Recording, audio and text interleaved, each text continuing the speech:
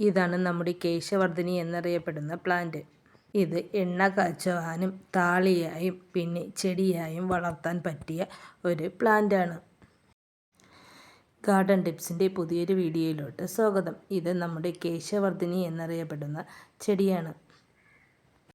ഇത് എൻ്റെ ഒരു ഫ്രണ്ടാണ് എനിക്ക് ഇതിൻ്റെ തൈ കൊണ്ട് തന്നത്. ഇത് ഞാൻ ചട്ടിയിലായിരുന്നു പിടിപ്പിച്ചത്. എന്നാൽ ഞാൻ പിന്നീട് തറയിലോട്ട് മാറ്റി. ഇതാണ് ഇതിൻ്റെ പൂവ്.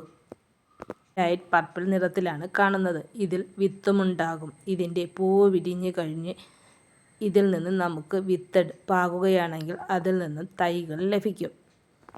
ഇതിൻ്റെ വിത്തുകൾ അതിന് ചുറ്റും വീണ് അതിൻ്റെ ചുറ്റും നമുക്ക് ധാരാളം തൈകൾ കാണാൻ കഴിയും. ഇപ്പോൾ ഇത് വലിയ ഒരു മൂടാണ്. ഇതിൻ്റെ സൈഡിനായി കുറേ തൈകളുണ്ടായിരുന്നു. അതെല്ലാം ഇപ്പോൾ വലുതായി കഴിഞ്ഞു. ഇപ്പോൾ ചെറിയ തൈകൾ ഇതിൽ തീരെ കുറവാണ്.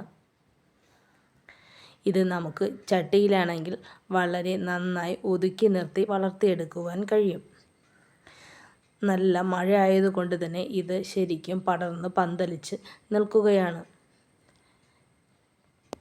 എനിക്ക് ആവശ്യമുള്ള കമ്പുകളൊക്കെ കട്ട് ചെയ്ത് എടുത്തതിന് ശേഷം വെട്ടി ഒതുക്കി നിർത്താമെന്ന് കരുതി.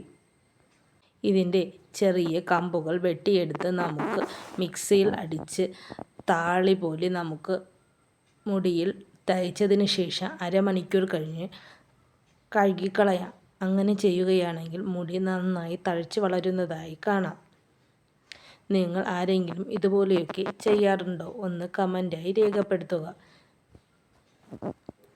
ഇതിൽ നിന്നെടുത്ത ഒരു തൈയാണ്. വലിയ തൈയാണിത്. സാധാരണ ഇതിൻ്റെ ചുവട്ടിൽ ധാരാളം ചെറിയ തൈകൾ കാണാറുണ്ട്. എന്നാൽ ഇപ്പോൾ ചെറിയ തൈകൾ ഇല്ല. ഈ വീഡിയോ കാണുന്ന ആർക്കെങ്കിലും ഇതിൻ്റെ തൈകൾ ആവശ്യമുണ്ടെങ്കിൽ ഒന്ന് കമൻ്റായി രേഖപ്പെടുത്തുക. നമ്മൾ തൈകൾ ഉടൻ തന്നെ സെയിൽ ചെയ്യുന്നതാണ്. ഫ്ലാറ്റിൽ താമസിക്കുന്നവർക്കും ഇതിൻ്റെ ഒരു ചെറിയ തൈ കൊണ്ട് നടുകയാണെങ്കിൽ അതിൽ നിന്നും ധാരാളം ഇലകൾ നമുക്ക് ലഭിക്കും. വെട്ടി നിർത്തുകയാണെങ്കിൽ നമുക്ക് ഇലകളും പൂക്കളും കൂടി നല്ല ഭംഗിയായിരിക്കും. ഞാൻ നേരത്തെ ഇത് വെട്ടി ഒതുക്കി നിർത്തിയിരുന്നതായിരുന്നു. ഇപ്പോൾ മഴ പെയ്തപ്പോഴാണ് ഇതുപോലെ പടർന്ന് പന്തലിച്ചത്.